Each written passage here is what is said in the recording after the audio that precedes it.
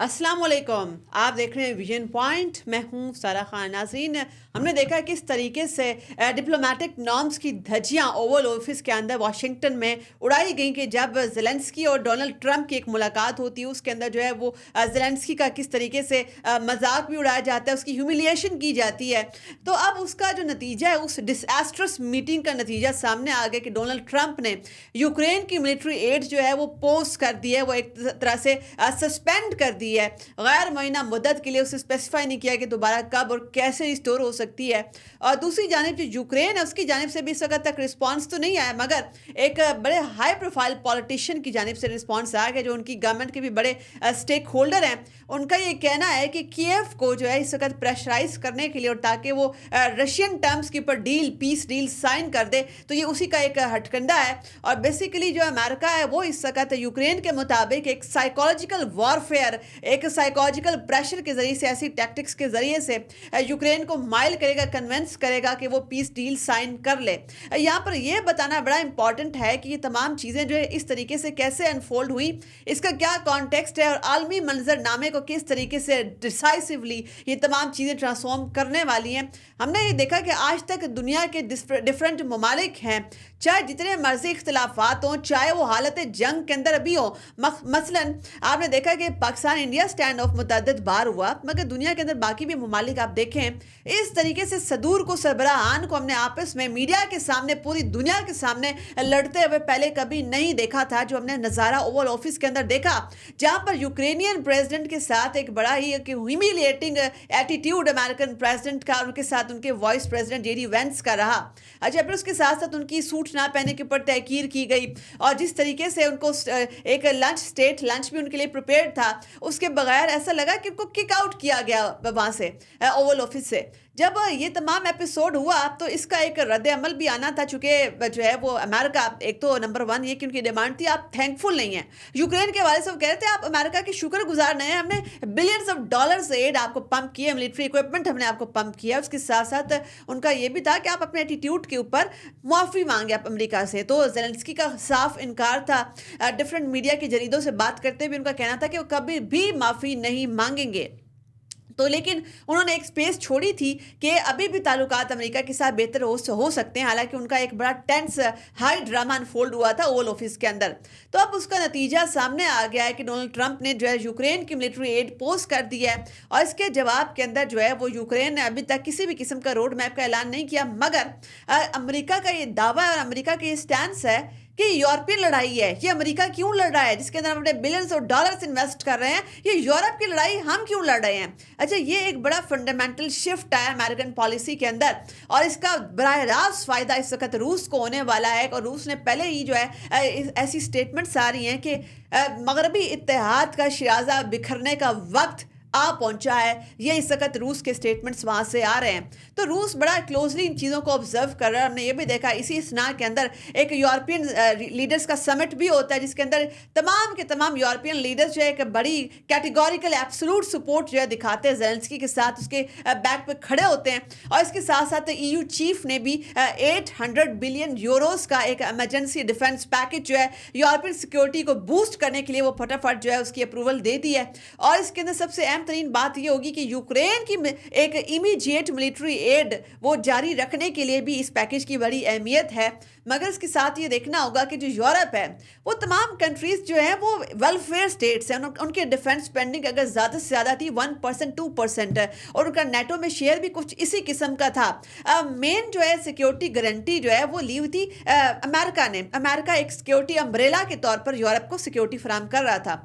अब जब अमेरिका जो है वो सिग्निफिकेंट कट्स लगाता है डिफेंस स्पेंडिंग के ऊपर, जो यूरोप की सिक्योरिटी उसके हवाले से अगर कट लगाता है, यूक्रेन की मिलिट्री एड सस्पेंड करता है, ऐसे में यूरोपियन कंट्रीज के पास जो है फौरी तौर पर कोई रास्ता नजर नहीं आता, चूंकि ये तमाम कंट्रीज जो हैं ये वेलफेयर स्टेट्स हैं। इनकी सोशल सिक्योरिटी, सोशल प्रोटेक्शन, इनके ऐसे ऐसे प्रोग्राम्स हैं कि इनका तमाम पैसा जो है वो आवाम की फलाह बहबूद पे इन्वेस्ट होता है। डिफेंस के लिए इन्होंने कुछ भी नहीं रखा हुआ।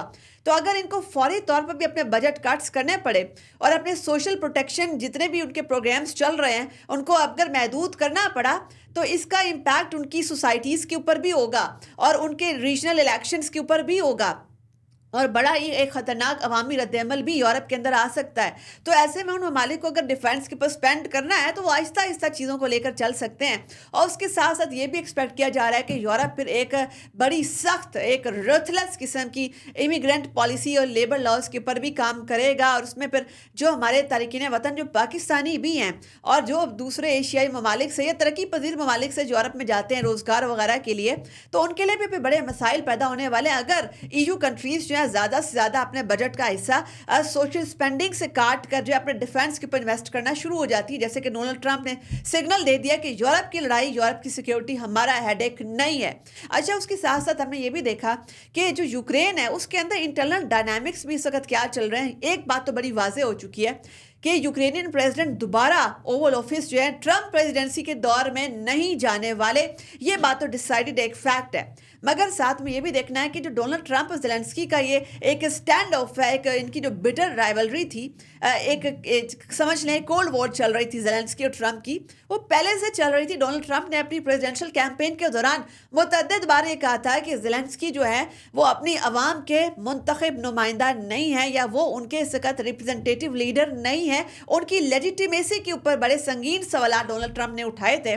اور اگر ہم یوکرین کی اس وقت پولیٹیکل اسپیکٹرم کا جائزہ بھی لے تو جو یہ زیلنسکی ہے, ان کی اپروول ریٹنگ ہے اس جنگ سے پہلے, جو رشیا کی وار ہے اس سے پہلے 28% تھی. جب جنگ ہوتی ہے نیشنل اسپرٹ ہائی ہوتے ہیں, ایموشنز ہائی ہوتے ہیں, تو اس کے بعد ان کی اپروول ریٹنگ 54 پہ چلی جاتی ہے. اور اب ہم نے دیکھا کہ ان کی اپروول ریٹنگ دوبارہ ڈکلائن کی جانب ہے, وہ 49 پہ دوبارہ چلی گئی ہے. اس کی بہت ساری وجوہات ہیں. ان کی ایڈمنسٹریشن کے اوپر کرپشن کے سنگین ترین اس وقت الزامات ہیں.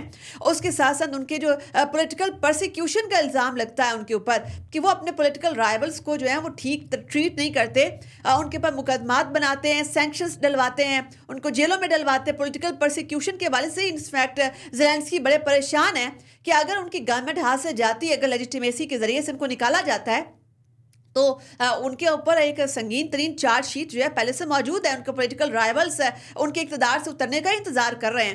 اور اس کے ساتھ ساتھ زیلنسکی کا ایک بڑا پاورفل ترین ایک اور رائیول ایمرج ہونا شروع بھی ہو گیا ہے. ایک 4 اسٹار فارمر جنرل جو کہ کمانڈر ان چیف رہ چکے ہیں یوکرینین آرمڈ فورسز کے, 24 فیبرری تک وہ سرو کر رہے تھے. اس کے بعد ان کے اوپر جو ہے یہ ایک سوال اٹھایا جاتا ہے کہ جی انہوں نے کاؤنٹر اوفینسو یوکرین کا صحیح طریقے سے ڈیزائن یا امپلیمنٹ نہیں کیا, تو اس کے بعد ان کو جو ہے اتار دیا جاتا ہے اپنے عہدے سے. اس وقت کرنٹلی جو ہے وہ یوکرینین ایمبیسڈر ٹو یوکے کے طور پر ابھی بھی سرو کر رہے ہیں. مگر ان کی عوام میں اس قدر شدید مقبولیت ہے, ان کی مقبولیت سے خائف ہو کے ان کو یہ والا عہدہ دیا گیا ہے کہ تاکہ وہ یوکے کے اندر ایمبیسڈر کے طور پہ ہی وہاں پہ سرگرم رہیں.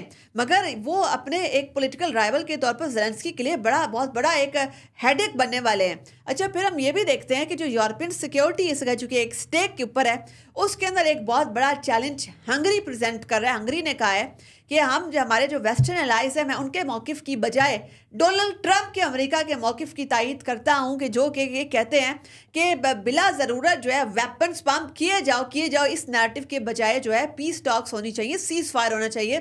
اور میرے خیال میں ڈونلڈ ٹرمپ نے کہا جو یہ پہلا اقدام سیز فائر کی جانب ہے کہ جس میں انہوں نے ملٹری ایڈ یوکرین کی سسپینڈ کر دی ہے. اب ایسے میں جو یوکرین ہے اس کے پاس بڑی لمیٹڈ آپشنز ہیں. اب جب یوکرین جو ہے پہلے ہی اس کے انڈسٹریل ہارٹ لینڈز رشیا کی قبضے کے اندر ہے, ایک پرو رشین سینٹیمنٹ بھی یوکرین کے اندر موجود ہے, اور اس کو دبانا بھی زیلنسکی حکومت کے بس کی بات نہیں نظر آتی. اور اس کے ساتھ ساتھ جو پولیٹیکل رائیولز ہیں وہ بڑا ٹف ٹائم زیلنسکی کو دینے والے ہیں, چونکہ ان کی قوم تھک چکی ہے جنگ کی, اور یہ جو وار فٹیگ ہوتی ہے, وار فٹیگ کا وہ مقابلہ نہیں کر پا رہے. اور اب ان کو لگتا ہے کہ زیلنسکی جو ہے وہ ہار چکے ہیں. ان کو ٹیمپریری بوسٹ اس وقت یورپین لیڈرز نے دیا, ان کے پیچھے کھڑے ہو کے جو وائٹ ہاؤس کے اندر جو ایک ایپیسوڈ ہوا ہے. مگر لگتا ایسا ہے کہ زیلنسکی کا یوکرین اس وقت جو ہے الیکشن کی جانب بڑھے گا, اور ڈونلڈ ٹرمپ اس چیز کو پش کریں گے کہ یوکرین جو ہے وہ الیکشن کی جانب بڑھے اور زیلنسکی کو پاور سے اتارا جائے, اس کی بجائے ان کے کسی جو ہے رائیول کو یہاں پر لایا جائے تاکہ امن کا راستہ ہموار ہو, تاکہ رشیا کے ساتھ ایک پیس ڈیل سائن ہو جائے اور امریکہ کی جو بلینز آف ڈالرز اس وار کے اوپر لگ رہے ہیں وہ والا سلسلہ تھم جائے. آئندہ آنے والے دنوں کے اندر آپ دیکھیں گے کہ کہ यूरो सिक्योरिटी के अंदर उस आर्किटेक्चर के अंदर आपको बड़ी तब्दीलियां भी नजर आएंगी और इसके साथ साथ चूंकि अमेरिका ये समझता है कि उनका सबसे बड़ा इस का स्ट्रैटेजिक राइवल चाइना है और रशिया को इस तरीके से अपना स्ट्रैटेजिक राइवल अब नहीं समझते, तो वो रशिया को इसका स्पेस देने के बारे में सोच कर रहे हैं। एक बड़ी कैलिब्रेटेड, केयरफुली कैलिब्रेटेड उनकी स्ट्रैटेजिक थिंकिंग है। मजीद तबसरों तरजीहों के लिए देखते रहिए वीएन पॉइंट।